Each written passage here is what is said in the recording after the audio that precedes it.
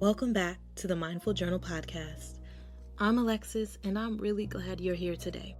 As we edge closer to spring, I find myself reflecting on what this season means to me, or what it will mean to me. So my birthday falls within the last week of winter, and every year around this time, I am reminded that one chapter is closing while another is waiting to be written. It's an interesting time because we're closing out winter, finally, and we are entering a new season of life. So every year, as the seasons drastically change, I am turning another year older. And so that's been kind of interesting to think more about as I get older. But as my birthday approaches, I've been feeling this weird mix of anticipation. And to be completely transparent and honest, I'm kind of dreading it. I don't know why. And I catch myself thinking that maybe I should be further along by now, or maybe I should have achieved more by now, right? And we all have those nagging sense of, should haves and supposed tos and I could have done this or that, right? And those can really weigh on you. But today I want to share how I am learning to channel that energy into something positive, using spring's promise of renewal as a catalyst for mindful productivity. So today we're diving into actionable ways that we can harness the energy of spring for mindful productivity. And here's what we're going to cover. We're going to go through about 4 main points today. The first is redefining productivity, shifting from that nonstop hustle to intentional action. And I'm really into this redefining era, if you will. So I am redefining what renewal means, redefining what rest means. I'm redefining what productivity looks like for myself, this redefining era. We're going to talk about mindful rest, and we're going to learn how to take restorative breaks that refuel our energy. And we're going to talk about connecting with nature, using the outdoors as the seasons change and we are able to actually go outside and embrace the warmth. It's cold, it's been snowy, it's been a brutal winter, and I'm ready to get outside and not turn into a popsicle.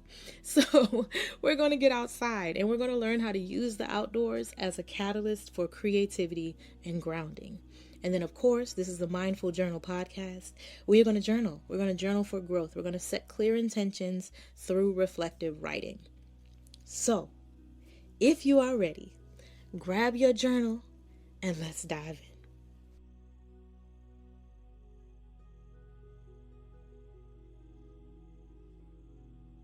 First up, redefining productivity.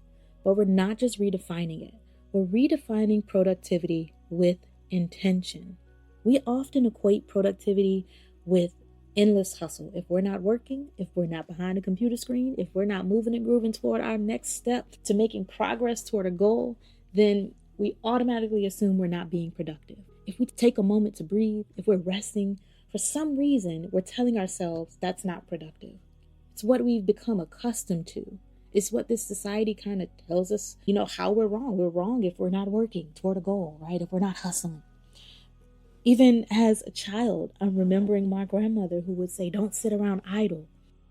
But what I'm learning is, at least for me, productivity is more about quality versus quantity. It's about doing what truly matters, being intentional in each and every step that I take. Specifically, mindful productivity means aligning my actions with my core values. But I have to know what those core values are. I have to know myself. Self-discovery is huge for me. Journaling, getting to know my thoughts, getting to know what I want out of life, what I believe in, defining my core values for myself. And once I have my core values, once I know what they are and am at peace with what they are, then I can start aligning my actions to my values. Mindful productivity is making sure that everything that I do, whether it's a big task or a small one, everything that I do must contribute to my growth. Instead of just checking items off a to-do list. I am focusing on actions that nurture my well-being and bring me closer to the life that I envision. So when we talk about intention, we often feel intimidated, right? What does it mean to set intentions? It's like being a beginner at journaling, staring at a blank page and feeling intimidated and not sure what to write. Somebody said, set your intentions. And then you're like, well, what do you mean? How do I do that? How is that different than setting a goal? And it is different. So I'm going to go through 3 actionable steps to help us set our intention. And the first one is to set clear priorities. Each morning, take just 5 minutes and list your top 3 tasks. And these top 3 tasks should align with your long-term goals. And these are just the tasks that you want to focus on for today. There's this journal by Erin On Demand, and I will link it. Erin On Demand, love her content, but she created a top 3 journal where you do just that, where you write down each actionable step, or rather each focus point that you want to lean into for the day, your top 3. Just taking those 5 minutes to list those 3 things and focusing on them throughout the day, it's going to help you keep your day focused and purposeful, meaningful. The second thing you want to do, so that first one is setting clear priorities. What's most important? What aligns with my long-term goals? What do I need to get done today and today only? Setting clear priorities. The second thing you want to do is intentional task management. We are always multitasking, and I don't know about you, and I have not been diagnosed, but I do believe I have many, many qualities of ADHD. And so what that means is that my mind is racing from one thought to the next. Sometimes I don't finish a sentence. Sometimes I don't finish a task, right? It's just one thing to the next and I'm jumping, and it's hard to focus. This idea of multitasking. But instead of multitasking, we have to learn how to commit to working on just one thing at a time. You'll see more progress that way when you work on one thing at a time. Why? Because you're giving your focus and your dedication to that one thing, and you can see it go from beginning to completion. I encourage you to try the single task instead of multitasking. Lean into intentional task management. Focus on one thing at a time, and you'll notice how much more deeply you engage when you're fully present. The final thing is we're going to celebrate alignment. We have to celebrate the what I like to call mini milestones, those small little moments that add up to that big milestone. We're going to celebrate our alignment. So at the end of the day, reflect on one action that brought you closer to your vision. What this does is build a habit of recognizing progress, no matter how small it is. We are so used to waiting until the big moments to celebrate. But we have to learn how to recognize progress, no matter how small it is. So a couple of creative ideas you can try. You can do a vision board for setting your intentions and setting goals and figuring out what it is you want out of life and building the life that you want. And you're going to place it somewhere that you can see it every day. Now, listen, we're not just going to cut images out of a magazine. This is not a collage. It's a vision board. And so what I like to include on any vision board that I do are words and phrases and quotes that align with where I'm going, right? Make sure that whatever vision board you create is not just a dream board or a collage of cool things. This vision board is supposed to be your why. It's supposed to be a reminder of what you're doing and why you're doing it. Be intentional with it when you're creating. Another idea for redefining productivity and being intentional about it is to experiment with time blocking. So just dedicate specific hours to certain tasks that nourish your body and soul. Create time in your schedule for working and time in your schedule for resting. Speaking of rest, our second point that we're going to cover is mindful rest. And not just mindful rest, but the gift of mindful rest. One of the lessons that I've learned, and the one that I want to share with you today, is that rest is not a luxury. It is a necessity. We are humans. We need rest. When I feel a familiar heaviness, when Even simple tasks seem like too much. I know it's time to pause, and I have to listen. I have to listen to my body, listen to my mind, pay attention to the cues that are going off saying, yo, you need to sit down. Mindful rest isn't about doing nothing. It's about intentionally stepping away so that you can come back with clarity and energy and focus. This might mean taking a quiet walk outside to breathe in the air, sitting by a window, looking at nature outside.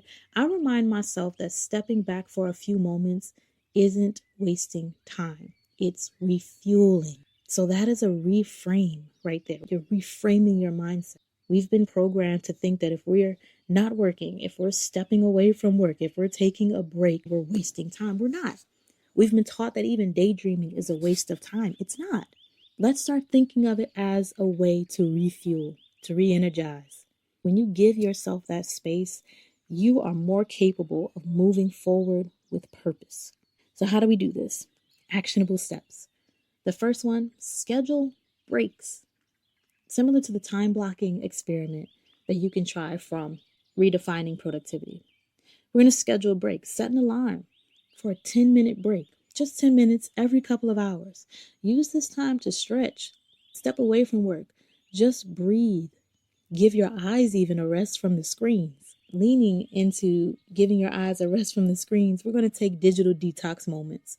Choose one part of your day. This is the second actionable step. Choose one part of your day to completely unplug from devices. Whether that's during your morning coffee or even as an evening wind down. Step away from the screen. Choose a part of your day to step away from your screens and unplug. Finally, mindful movement. This can be something as simple as a slow, intentional walk. While it can be a brief yoga session, it doesn't have to be that. Just going for a walk.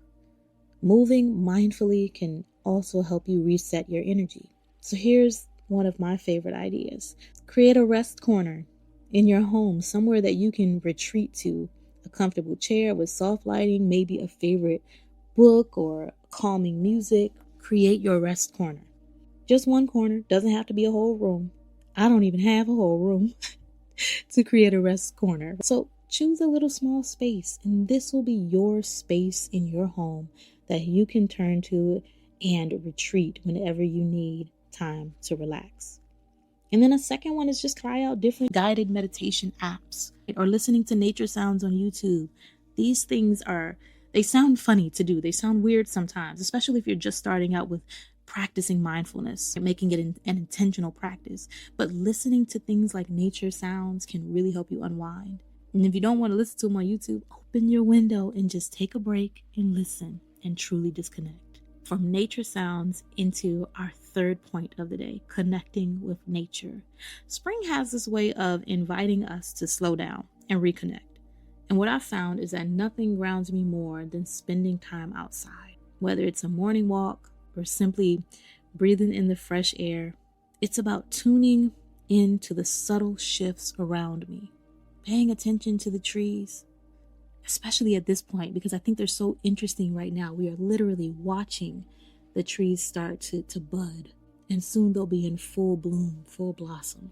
The soft light of early spring, paying attention to that, it all works together to remind me that growth is happening everywhere and all the time, even if I'm not always aware of it.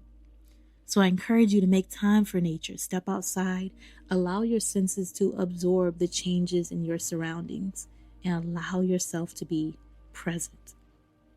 This can clear your mind and set a positive tone for your day. So, your 3 actionable steps. Consider taking a morning nature walk. Start your day with a short walk outside and pay attention to the sights and the sounds around you. Any animals coming out of hibernation. Let that set your tone for the day. Another one that you can try is nature journaling. Take a small notebook with you when you go outside and write down just whatever you see, the colors, the sounds, how it makes you feel. And then finally, work outside. The warmth is coming. Consider doing an outdoor work session. Bring your laptop outside. Bring your notebook outside for a small part of the day. A change of scenery can spark creativity and reduce stress. Couple of creative ideas you can try. Try to create maybe a simple garden, even if it's just a few potted plants in a windowsill. I do not have a green thumb. However, I have decided this spring I'm going to try to introduce plants into my home. Now, my intention and purpose with this is to hopefully clean the air a little bit better than some of these filters we have. But trying it, creating a simple garden, watch these things grow, these plants, whatever you decide to create as your garden, watch them grow. That can be a daily reminder of even your own potential. And then another thing I've heard of is forest bathing, right? So this is like slowly and mindfully exploring a natural setting. Maybe not necessarily a forest, but kind of just immerse yourself in a park, in nature, and take in all of the environment. Just to kind of quickly recap, sometimes the little things are truly the most powerful. Here are a few daily practices that help me stay aligned with the energy of spring. Morning moments. Start your day with a few minutes of mindful breathing. Don't reach for your phone. Sit quietly. Inhale deeply. Exhale. And then set an intention for the day. And throughout the day, as spring emerges, take short nature breaks. If you can get outside for a 5-minute walk or a break, or just step outside to even stretch, these are moments that can refresh and refuel your mind and body. A digital detox, set aside time to unplug.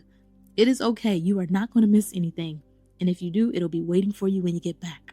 A brief break from screens can really help you to refocus and reduce the constant pull of digital distractions. And then I want you to remember to celebrate the small wins. At the end of your day, try to take a moment to reflect on what you have accomplished, no matter how small it is or how small you think it is. It's a gentle reminder that progress is made one step at a time. So now, we're going to journal. Grab your journal, and we're going to take a few moments to reflect on the questions that I'm going to pose. Journaling has become an anchor for me during transitional moments. I turn to words, I turn to writing to try to get clear on what I'm feeling and what I'm going through, especially as I lean into a new year. So each spring, I like to take a moment to reflect on my past year, to assess where I've grown and where I might be a little bit too comfortable. I write about my goals, my dreams, my fears, and the parts of me that I am avoiding. So here are a few journal prompts that I like to return to. Where in my life have I become too comfortable? Our last episode was about comfort versus complacency. Where in my life have I become too comfortable? In what areas am I avoiding growth and why? And then finally, how can I embrace discomfort as a catalyst for transformation?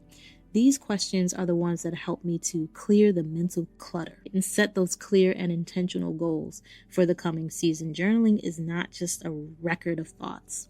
It's a tool for transformation, a way to map out your journey ahead and remind yourself that every step, even the small ones, count. So the journal prompts again are: where in my life have I become too comfortable?